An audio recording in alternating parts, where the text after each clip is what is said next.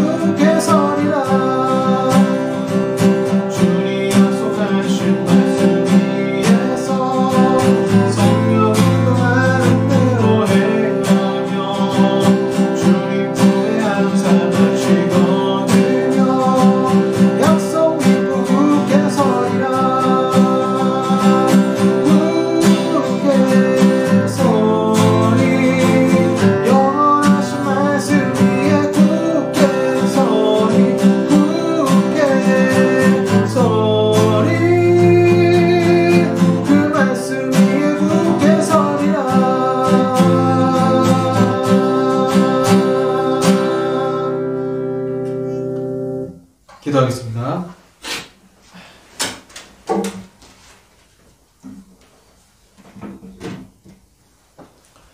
사랑의 아버지 하나님 감사합니다.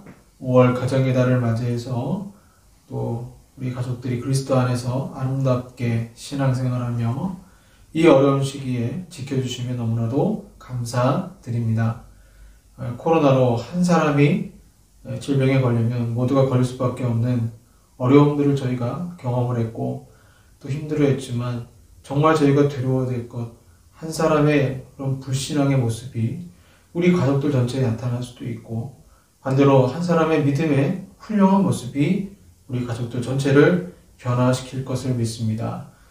그럼에도 저희들 믿음의 한 가정으로 당연히 주님 바라보고 서야 되지만 때로는 자녀에게 고통을 주고 또 부모에게 효도하지 못한 것 이 시간 주여 회개합니다. 자녀를 노엽게 하지 말라고 했지만 저희들은 연약하며 넘어졌고 또 부부가 서로 아름답게 사랑해야 되지만 저희들 그러지 못했습니다. 십자가 보혈 우리를 용서하시고 이 시간 거룩한 그리스도의 말씀 가운데 우리의 영과 가정이 회복될 수 있도록 주여 도와주시옵소서. 오늘도 주님께서 말씀 가운데 찾아주시고 역사하실 것을 믿습니다.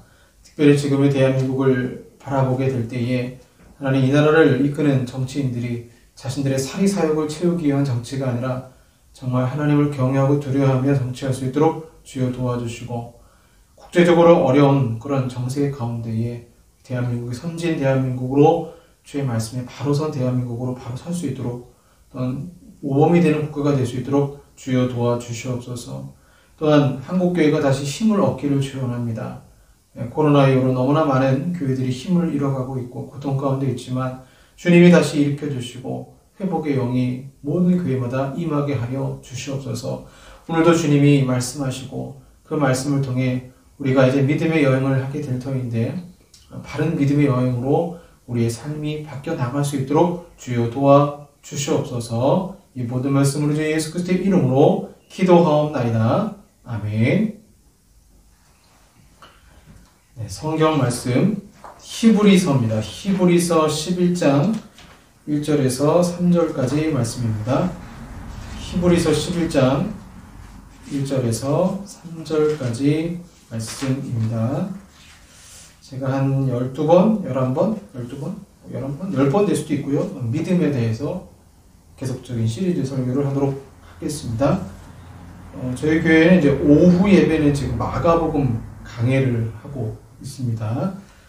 말씀 보겠습니다. 히브리서 11장 1절에서 3절까지 말씀 제가 봉독하겠습니다.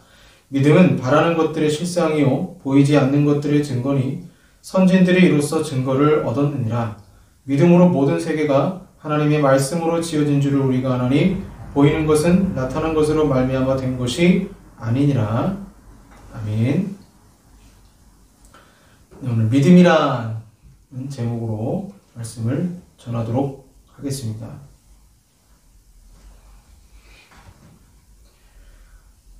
저희 아이들이 5월 5일을 4월부터 손꼽아 기다렸습니다. 그러니까 5월 5일은 선물을 받는 날이라는 거죠. 특히 제 아들 시진이가 이제 초등학교 1학년 학생인데 요즘 아이들은 참 빠른 것 같아요. 친구들도 핸드폰 있고 카톡을 할 수 있는데 왜 나는 못하냐. 그래서 5월 5일 날 제가 그러면 내가 핸드폰 공기기가 있으니까 개통을 해주겠다라고 약속을 했습니다. 그런데 제가 여기저기 알아보니까 뭐 알뜰폰이죠. 알뜰폰으로 해서 개통하려고 하니까 뭐 통화 뭐 200분에 뭐 데이터 얼마 그래도 한 1기가는 쓰잖아요. 1.5기가 하면은 한 달에 5,500원 정도가 들더라고요. 그래서 매달 나가는 5,500원이 너무 아깝다라는 생각이 들어서 전화번호 없이도 이제 카톡을 할 수 있는 방법이 있습니다. 그래서 그렇게 해서 할까 하다가 그래도 약속을 했는데 지켜야지 또 그런 마음이 왔다 갔다 했습니다. 왔다 갔다 하는데 수요일에 마치고 집에 딱 갔더니 아들이 갑자기 또 저한테 그러는 거예요. 아빠, 내일 전화해주는 거죠? 이렇게 약속한 것을 잊지 않더라고요. 저는 그냥 장난감 하나 사주고 때우려고 했는데 약속을 했는데 어떻게 자녀에게 그 약속한 것을 어길 수 있겠습니까? 결국엔 이제 5월 5일 날 핸드폰 개통을 해줬습니다. 아들은 아빠가 핸드폰 해준다고 약속했으니까 반드시 그 스마트폰으로 카톡을 할 수 있는 상태로 만들어줄 거라 믿었습니다. 이 짧은 제 삶 속의 경험이 바로 믿음이 무엇인지를 설명해 주고 있죠. 신앙생활을 잘한다는 것은요, 기독교 용어를 바르게 해석함에 있어서 시작이 됩니다. 믿음을 성경적으로 해석하지 못하면 믿음을 잘못 이해하기 때문에 결국에는 기복주의 신앙이라든가 잘못된 신앙생활을 할 수밖에 없죠. 그래서 우리가 하나님 앞에 결국 기도하게 될 때에도 믿음의 정의를 잘못하니까 기도도 잘못하게 되는 경우가 있습니다. 먼저 기독교 대백과 사전을 보면 믿음의 정의가 이렇게 되어 있습니다. 믿음은 어떤 사물에 대한 신념과 어떤 사람에 대한 신뢰를 가리키는 말이다. 신학에서 믿음이란 인간이 절대자 또는 초월자를 이해하는 것을 나타내는 표현이다. 믿음은 새로운 지식을 발견한 것과는 대조적으로 계시에 응답하는 것이다. 곧 이렇게 말할 수 있겠죠. 믿음 혹은 신앙은 우리가 사물에 관해서 사실에 관해서 말하는 게 아니라 우리가 믿음 그러면 신앙 그러면 하나님에 대한 것입니다. 하나님에 대한 것. 하나님이 그런데 우리가 그냥 믿고 싶어서 믿어지는 게 아니라 이 설명에도 나와 있는 것처럼 계시에 응답하는 것. 그러니까 우리가 하나님을 어떻게 알 수 있느냐? 하나님이 우리에게 먼저 보여주셔야 알 수 있는 거예요. 알려주셔야 알 수 있는 거지 내가 먼저 하나님을 알려고 한다고 해서 알아지는 게 아니에요. 그러니까 이게 타 종교가 다른 거죠. 기독교는 계시 종교라고 하지 않습니까? 하나님이 리비얼 먼저 드러내셔야만 우리가 하나님을 조금 알 수 있죠. 그래서 하나님의 계시에 대한 응답이 믿음이지 하나님의 계시에 대한 아무런 말씀이 없는데 혼자 믿는다? 그거는 주술이 될 가능성이 높습니다. 주술. 그래서 기복적으로 기도하고 마치 자판기에 동전을 넣고 음료수를 빼먹으려고 하는 모습과 같은 잘못된 신앙의 모습으로 믿음이 비춰질 수도 있는 것이죠. 이 백과사전에서 계속적으로 설명하고 있어요. 성경에 있어서 신앙의 대상은 하나님이시고 이 최고의 인격화는 하나님께서 한 인간으로 자신을 계시하셨으며 따라서 우리 주 예수 그리스도의 아버지로 불리워지는 신약의 선언에서 이루어져 있다. 이것에 의하면 신앙이란 1차적으로 신념이라기보다는 신뢰이며 추상적인 지식이기보다는 인격적인 관계의 문제이다. 여기 아주 중요한 정의가 나옵니다.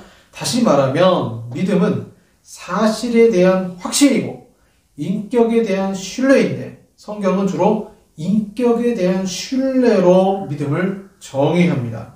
제 아들 시진이가 제가 핸드폰을 개통해 줄 거란 믿음, 그것은 아빠라는 인격에 대한 신뢰인 것이죠. 인격과 인격의 만남이 이루어지고 그 만남 속에서 상대방의 인격이 약속을 반드시 지킬 것이라는 것을 믿는 것이 믿음이라는 거죠. 그러니까 어떤 책에 보면 믿음을 잘못 정의하는 경우를 말하면서 믿음을 이렇게 얘기하더라고요. 믿음은 모든 문을 열 수 있는 비밀 열쇠를 갖고 인생을 향하는 신비한 능력이 아니다. 믿음은 비록 하나님에 대해 아는 것이 아주 적다고 해도 그것을 기초하여 생각하고 행동하고자 하는 자발성이요. 하나님이 우리를 버리지 아니하실 것이라 믿고 의지하는 자발성이다.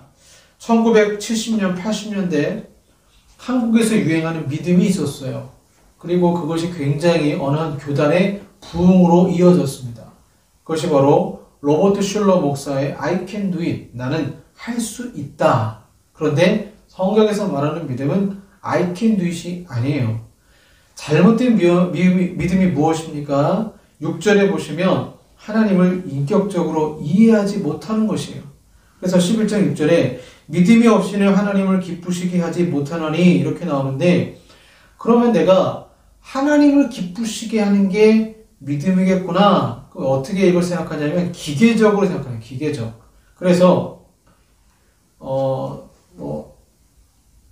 마치 내가 92점 이상 맞으면 학교 시험 보는데 A 플러스가 되고 80점 이하는 C학점이 나누게 되는데 하나님이 하늘에서 시험을 보시는데 그 시험관에 있어서 하나님이 원하시는 그 수준에 달성하면 하나님이 기뻐하시고 내가 아직 수준 미달의 믿음을 가지고 있으면 하나님이 기뻐하시지 않는다라는 생각, 이건 믿음이 아니에요. 이런 생각은 교회에서 헌신과 관련되어서 나오게 되죠. 나의 기도가 응답되지 않은 이유는 나의 믿음이 부족하기 때문이다. 내가 조금 더 믿음으로 간구했다면 취업의 길이 열렸을 것이고 수능도 잘 봤을 것이고 인생의 대소사 문제가 해결될 것이라는 생각, 하나님의 어떤 기준이 있고 그 기준에 미치지 못하면, 왜냐하면 6절에 믿음이 없이는 하나님을 기쁘게 하지 못하나니 이렇게 생각하다 보니까 이 믿음을 기계적으로 이해하면 어떤 성과주의의 믿음으로 생각을 하게 된다는 거죠. 여러분, 교회를 다닌다, 믿음이 있다 그러면 주변 사람들이 가지는 공통적인 생각이 무엇인지 아십니까? 제가 예전에 어떤 친구와 대화를 하면서 이 친구가 교회를 안 다녀요. 그런데 교회 다니는 사람을 그렇게 비판하는 거예요. 특별히 믿음이 있다고 하는 사람들의 어떤 행동들에 대해서 비판하는 것에 대해서 그 친구가 믿음이 없지만 참 그 말에 제가 찔렸던 경험이 있습니다. 그 친구의 말이 그거예요. 목사님, 저한테 형님이라고 불렀는데 형님, 무책임합니다. 믿음이 있다고 하는 사람들 너무나 무책임하게 보입니다. 뭐 그럴 수 있겠죠. 즉 믿음이란 게 대부분의 사람들이 직면하는 장애물과 문제를 태연하게 그냥 생각하고 그 험난한 인생길을 뚜벅뚜벅 걸어갈 수 있도록 해주는 하나님에 관한 명확하고도 완벽한 지식이라는 개념을 지닌 사람들, 난 믿음이 있어. 그러니 지금 이런 문제를 해결할 수 있어. 예를 들어서 아이가 아픕니다. 난 믿음이 있어. 굳이 병원에 가지 않아도 하나님이 낫게 하실 거야. 취업에 고민합니다. 공부도 전혀 안 하고 난 믿음이 있어. 하나님이 반드시 좋은 길로 인도하실 거야. 즉 믿음을 주문처럼 생각하는 사람들이 있다는 거예요. 하나님의 인격성을 무시하고 믿음을 생각하면 그러한 사람들의 모습이 마치 자판기의 동전처럼 믿음을 하나의 수단으로 생각하는 것을 보니까 옆에 있는 사람들은 한심하게 보는 거죠. 그렇지 않다는 것입니다. BAT 성경이 있어요. 히브리서 11장 1절에 이렇게 번역했습니다. 믿음은 바라는 것들을 확신하는 것이요 보이지 않는 것들을 의심하지 않는 것이다. 자, 이 말씀을 이렇게 말할 수 있어요. 의심할 순간이 온다는 것입니다. 의심할 순간이 온다. 하나님 말씀 따라 갔는데 고난을 만나게 됩니다. 당장 의심할 수밖에 없는 상황이 오는 것이죠. 히브리서의 주제가 뭐냐면요, 고난받고 있는 성도들을 위로하는 책이에요. 근데 그 위로 속에는 분명 믿음이 흔들릴 수밖에 없습니다. 순교를 당하게 되고 원형극이다 끌려가게 되고 그들의 믿음이 흔들리게 될 때에 이 히브리서 기자는 믿음이 무엇인지를 설명해 줄 필요가 있었던 것이죠. 그럼 여러분, 믿음이 무엇입니까? 믿음을 이렇게 설명할 수 있습니다. 믿음은 창문입니다. 창문. 믿음은 창문이에요. 창문은 창문 그 자체를 위해 존재하지 않습니다. 우리가 방에 창문을 내는 까닭은 그것을 통해 무엇인가를 보고 또 창문을 통해 빛이 들어오게 되는 것이죠. 그러므로 믿음이 밖에, 창문 밖에 있는 어떤 구체적인 어떤 것을 보지 못한다면 무의미하고 무용한 것이 됩니다. 믿음이 지적 동의일까요? 그렇지도 않아요. 믿음이란 창문을 통해 하나님을 있는 그대로 보는 것이에요. 나의 렌즈로 왜곡시키지 말고 창문 너머에 계신 하나님의 뜻에 순종하는 것입니다. 내가 이 복음을 위하여 선포자와 사도와 교사로 세우심을 입었노라. 이로 말미암아 내가 또 이 고난을 받되 부끄러워하지 아니함은 내가 믿는 자를 내가 알고 또한 내가 의탁한 것을 그날까지 그가 능히 지키실 줄 확신함이라. 디모데후서 1장 11절 12절 말씀이에요. 여기서 이렇게 나와요. 내가 또 이 고난을 받되, 보는 것의 정반대죠. 부끄러워하지 아니함은 의심하는 것의 정반대입니다. 믿음이. 그러니까 어둠 속에 뛰어든 거예요. 우리의 인생이 어둠 속에 뛰어든 것인데 하나님의 입장에서는 광명한 빛이지만 우리는 결과를 아직 못하기 때문에 저와 여러분은 그 길, 어둠의 길을 뛰어든 것 같아요. 그럼 그리스도인은 그 믿음이 애매한 낙관주의나 인생에 대한 종교적 접근이 아니라는 거예요. 하나님은 거룩하시고 전능하신 하나님을 우리는 잘 알고 있습니다. 또한 하나님은 사랑과 자비의 하나님이십니다. 그리고 우리에게 생명을 주십니다. 제자들이 예수님에게 우리에게 믿음을 더하소서라고 했을 때 주님은 겨자씨만한 믿음이 있을 것을 말씀하십니다. 그 말은 뭐냐면 믿음이 많고 적으면 문제가 아니라 믿음의 대상이 중요하다는 거예요. 창문, 우리는 창문이 더 커지면 더 많이 보고 창문이 좁으면 더 조금 보는다고 생각하는데 전혀 그렇지 않아요. 가까이 대고 보면 창문이 중요한 게 아니라 창문 너머 밖에 세계라는 거예요. 그러니까 창문을 크기로 믿음의 크기로 생각해 보세요. 창문이 큰 사람이 있고 믿음이 큰 사람이 있고 믿음이 작은 사람이 있어요. 믿음이 많고 적으면 문제가 아니라 창문 너머 밖에 있는 하나님에 대해서 인격적으로 어떻게 이해하느냐, 어떻게 내가 평소에 교제하고 있느냐가 바른 믿음 생활을 하고 있는지 아니면 믿음에 대한 정의를 바르게 하고 있는지가 결정이 되는 것이죠. 믿음이란 내 소원이 이루어지면 크고 안 이루어지면 작은 것이 아닙니다. 하나님이 나에게는 어둠의 길처럼 보이는 그 길을 걸어가라고 할 때의 나의 상태, 나의 모습을 보는 것이 아니라 하나님, 창문 너머의 하나님을 보며 한 걸음 한 걸음 나아가는 것이 믿음이라는 거예요. 아브라함이 그랬고 에녹이 그랬고 사라가 그랬고 노아가 다 그 어둠의 길을 뛰어들었습니다. 그 거룩하시고 자비하신 그러나 하나님을 바라보면서 갈 바를 알지 못한다 할지라도 한 걸음 한 걸음 움직였던 거예요. 그러니까 믿음은 창문 크기가 중요한 게 아니고 창문 너머에 하나님을 인격적으로 어떻게 보느냐가 훨씬 더 중요한 것이죠. 예수 그리스도의 믿음을 보세요. 십자가의 길 얼마나 힘듭니까? 그럼에도 예수님은 묵묵히 그 길을 가셨습니다. 제가 논산훈련소 가기 전에 무려 1년 동안 새벽에 기도했어요. 기도 내용은 간단했습니다. 하나님, 저 믿습니다. 저 신학생입니다. 군대에서 군종병이 되길 원합니다. 간절히 기도했어요. 물론 군종병이 되고자 했던 저의 마음 가운데는 인간의 사심이 들어가 있었던 거죠. 좀 군생활 편하게 할 수 있겠다. 그리고 너무 아깝잖아요. 신학교에서 공부한 걸 좀 그래도 군생활하면서 펼치면 좋겠다라는 생각이 들었거든요. 그렇게 새벽에 1년을 기도했습니다. 논산훈련소에서 열심히 6주 동안 훈련을 하고 그 힘든 훈련 과정 가운데 성경을 읽고 기도했어요. 그래서 저는 확신했어요. 분명히 나는 군중병이 될 것이다. 그리고 6주 훈련이 끝나고 난 다음에 이제 끌려갔습니다. 주특기 교육을 받으러 가게 되는데 동계들은 다 기차를 타고 전방을 가고 후방을 가서 전차 부대 가는 친구도 있었고 여러 가지 특수부대를 가게 되는데 저는 그냥 논산훈련소에서 27년대로도 가게 된 거예요. 가서 뭘 했느냐? 그곳의 별명이 어둠의 자식들이었습니다. 어둠의 자식들.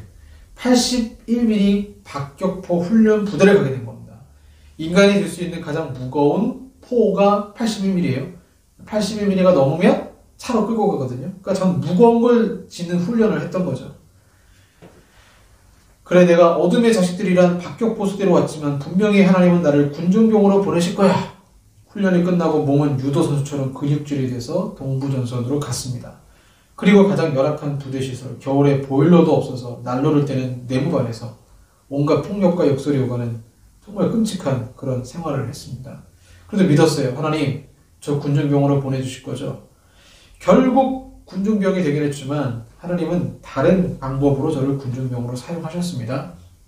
그래서 정식 군중병이 따로 있고 저는 정식 군중병이 아니라 영선반의 여러 가지 일들을 감당하면서 또 이제 군중병도 주일날 하게 되는, 또 가끔 수요예배 설교를 하게 되는 군중병으로 인도하셨습니다.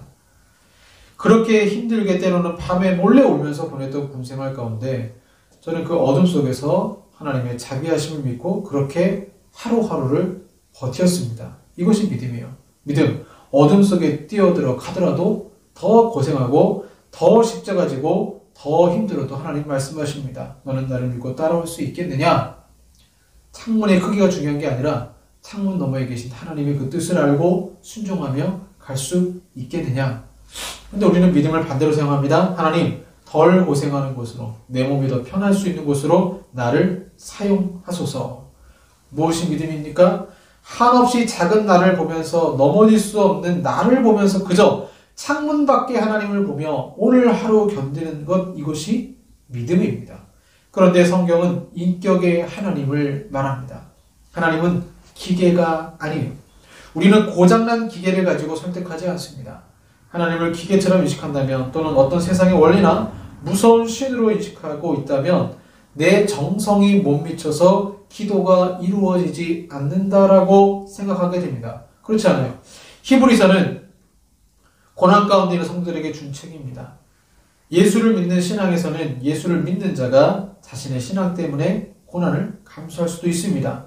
고난을 감사할 몫이 있다라는 거예요. 책임이 있습니다. 그래서 즉 믿음은 일방적으로 모든 것을 책임지는 것이 아니라 주고받는 거예요. 하나님이 믿음을 선물로 줬으면 나도 책임이 있는 거예요. 믿음에 대한 책임이 있습니다. 그럼 믿음에 있어서 하나님의 책임과 인간의 책임이 무엇일까요? 믿음은 바라는 것들의 실상이라는 것은 우리는 자꾸 이 믿음은 바라는 것들의 실상이요를 어떻게 생각하냐면 믿음은 나의 바라는 것들의 실상이요 이렇게 해석하는 거예요. 나의 바라는 것들의 실상. 우리는 자꾸 믿음을 내 중심적으로 생각하니까 나의 바라는 것들의 실상으로 이해를 해요. 그러나 본문을 그렇게 이해하면 안 됩니다. 여기서 말하는 건 하나님이 바라는 것들의 실상이요 이렇게 해석하는 게 맞아요. 우리는 나의 바라는 것이 아니라 하나님이 바라는 것들의 실상이라고 믿음을 고백하게 되면 우리가 그동안 얼마나 믿음에 대해서 오해했는지를 보게 돼요. 그래서 본문 3절에 하나님께서 이 세상을 만드신 창세기의 내용을 오늘 히브리서 기자가 얘기를 하고 있습니다. 3절 보시면 말씀으로 지어진 줄을 우리가 아나니 하나님은 이 세상을 말씀으로 창조하셨죠. 그리고 창세전에 우리 주 예수 그리스도의 십자가 부활을 준비하고 계획하셔서 우리를 구원하셨습니다. 세상을 말씀으로 창조하셨다는 것은 역으로 우리와 대화하실 수 있는 인격적인 존재라는 것이죠.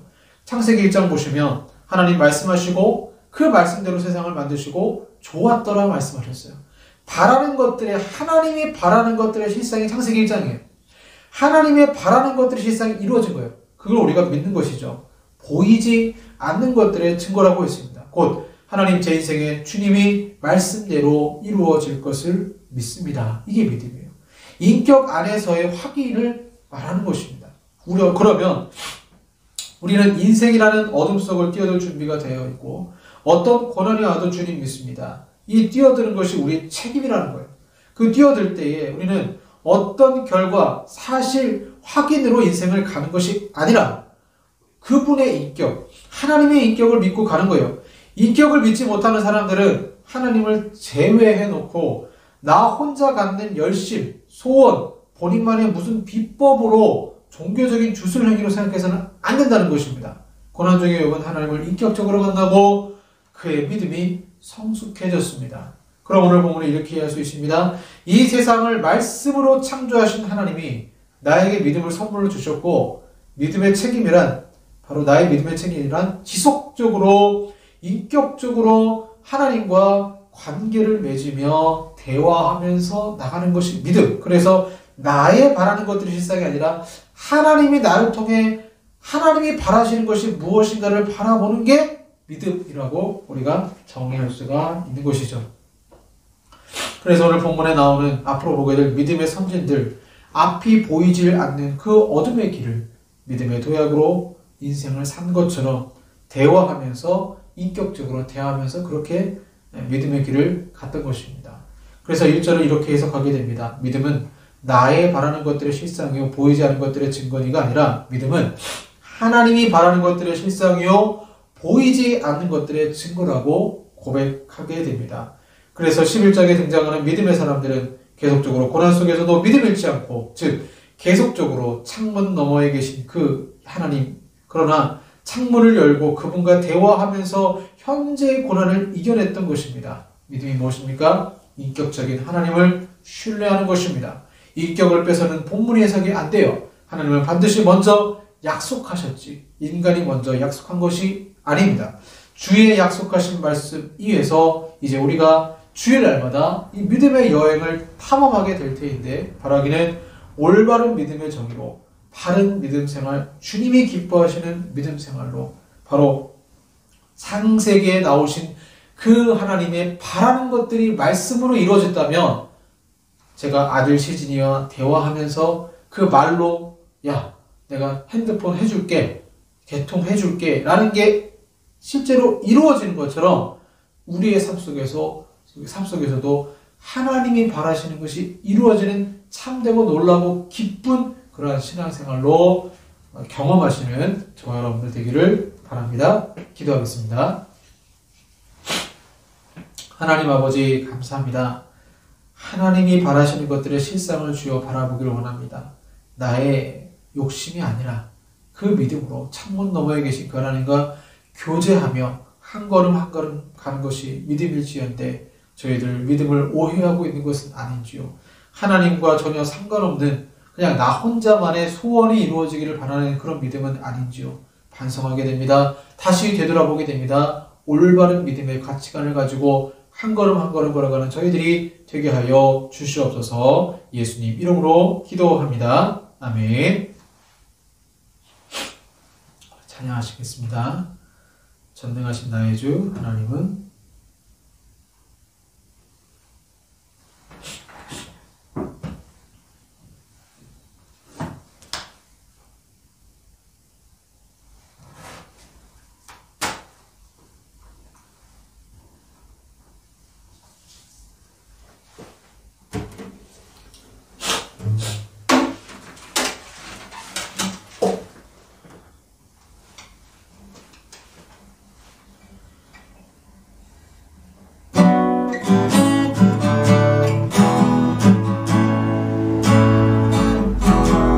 전능하신 나의 주 하나님을 능지 못하실 리 전혀 없네. 우리의 모든 간구도 우리의 모든 생각도 우리의 모든 꿈과 모든 소망도 신실하신 나의 주 하나님을 우리의 모든 괴로움 바꿀 수 있네. 불가능한 일 행하시고 죽은 자를 일으키시니 그를 이길 자 아무도 없네. 주의 말씀을 의지하여 깊은 곳에 금을 던져 오늘 그가 놀라운 일을 이루시는 것 보라.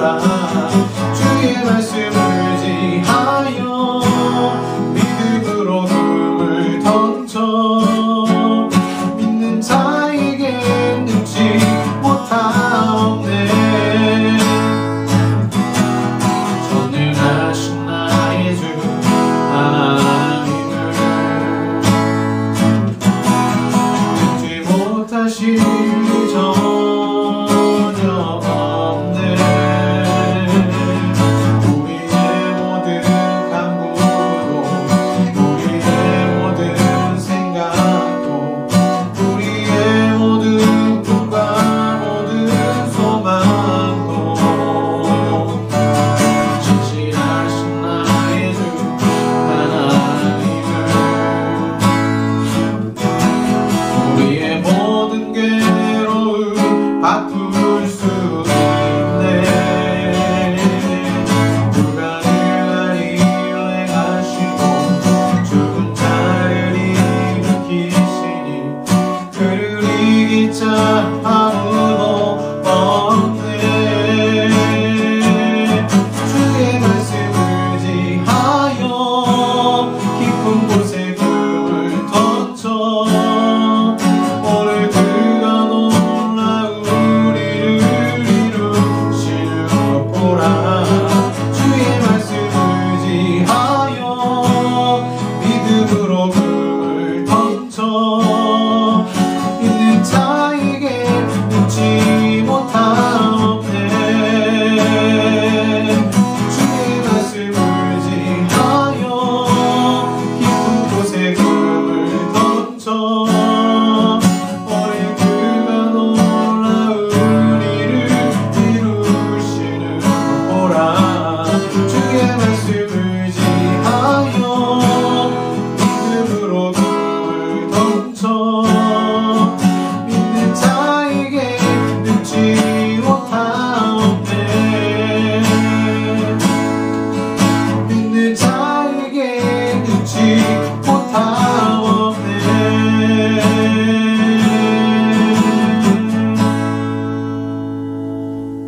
기도하겠습니다.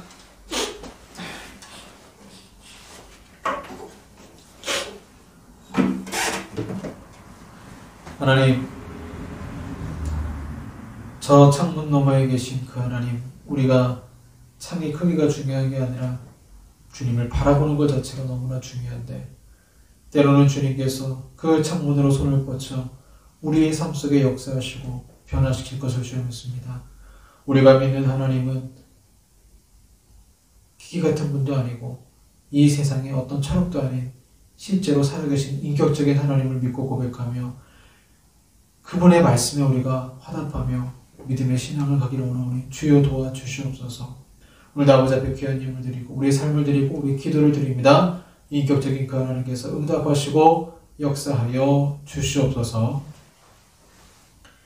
지금은 우리 구주 예수 그리스도의 은혜와 성부 하나님의 사랑하심과 성령 하나님의 교제 교통 역사하심이 참된 믿음으로 내 삶을 정의하며 승리하기 원하는 우리 사랑하는 성도들과 한국교회 위에 영원토록 함께 있을지어다. 아멘.